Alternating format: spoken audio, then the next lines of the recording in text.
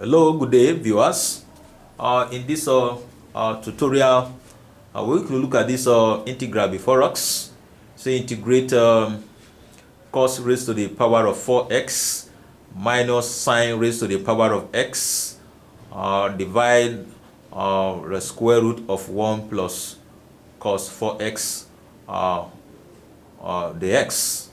Here we're going to look at this question. Now let's get into action. Here, if we have e raised to power 4, use the illustration e raised to power 4 minus b raised to the power of 4.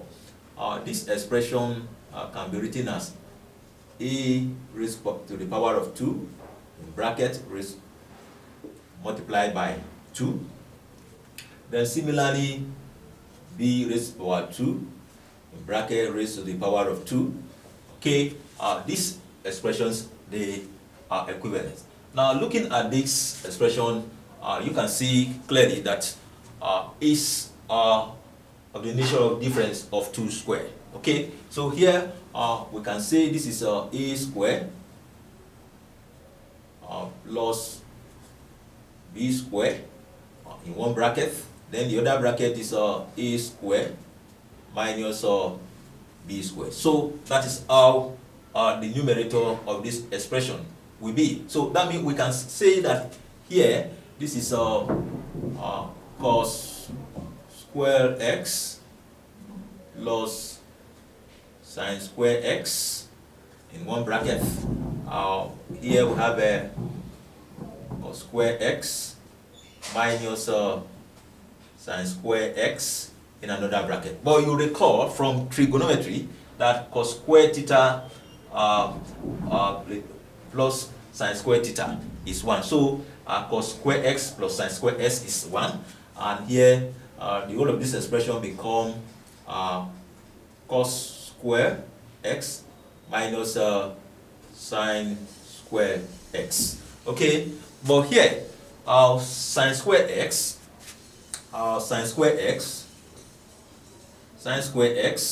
is equals to 1 minus cos square x. So if we say this plus this cos square x plus sine square x is equals to 1, that means we can make sine square x subject to the formula. And if that is done, you see that sine square x is equals to 1 minus cos square x. And we will put it in this expression. This become cos square x minus 1 minus 1 minus cos square x. And if this minus affect this, this become minus 1, minus times minus here become plus. So here cos square x plus cos square s, this will give us 2 cos square x minus 1. But I need to draw your attention to something here. We can also express this as a cos of double angle. So here, if we have a cos s plus s, this one is cos square x. It's the same thing as cos x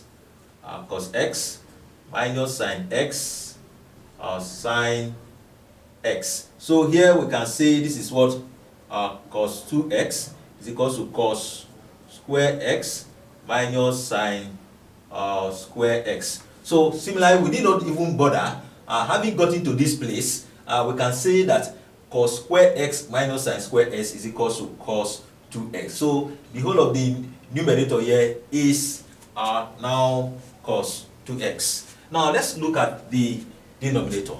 Okay, here we first of all resolve cos 4x. Now cos 4x we can be written cos 4x, we can transform it as cos bracket 2x plus 2x. So if we apply the same formula here, this become cos 2x minus sine 2x or sine 2x. This multiply this, this will become cos square 2x minus sine square 2x. Similarly, with what we have just done here, this cos square 2s minus sine square 2s can also cannot be written as the way we have done here. Cos square s minus sine square s is equal to cos 2s. This become cos square 2x. Okay, but we need to put it here. So here, this is the square root. This is okay. This is square root cos square theta. So we can also replace it with either this. Okay. So since this is also this, so here we say this is 1 plus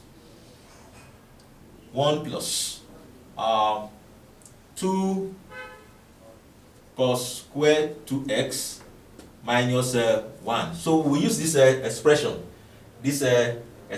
here.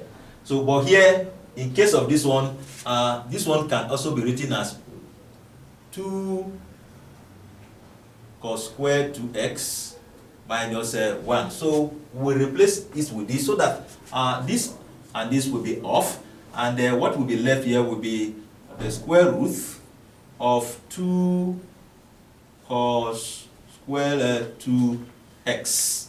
Okay, and here we can also simplify this further by saying this is root 2 times the square root of cos square 2x, and here this can be this expression alone can be simplified as cos 2x because of this the square here raised to power 2, and because of the square root we'll multiply by what? By half, and this will be off. So the whole of this expression become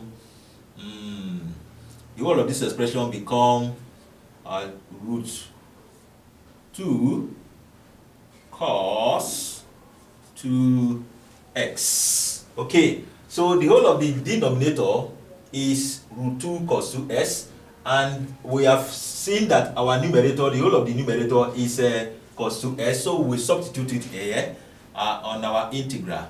So this will be integral, numerator is cos 2x, and our denominator is root 2 cos 2x, all the x. Okay, we see that this can go off, and we will be left, our integral will be left with integral 1 over, okay, integral of 1 over root 2 the x.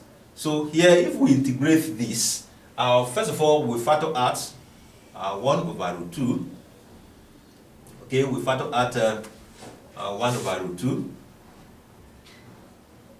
1 over root 2, then the integral of 1 the x.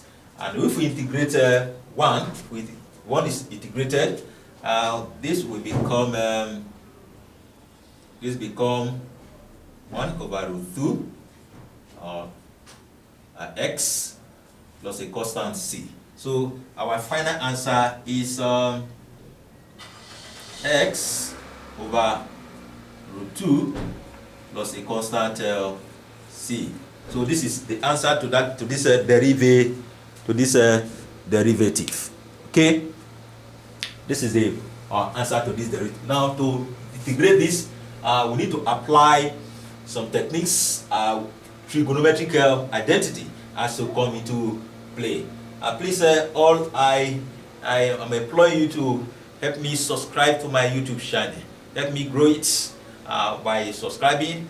You can also hit the notification button so that when such similar videos surface, you will be able to have access to them. Have a nice time. See you in my next virtual class.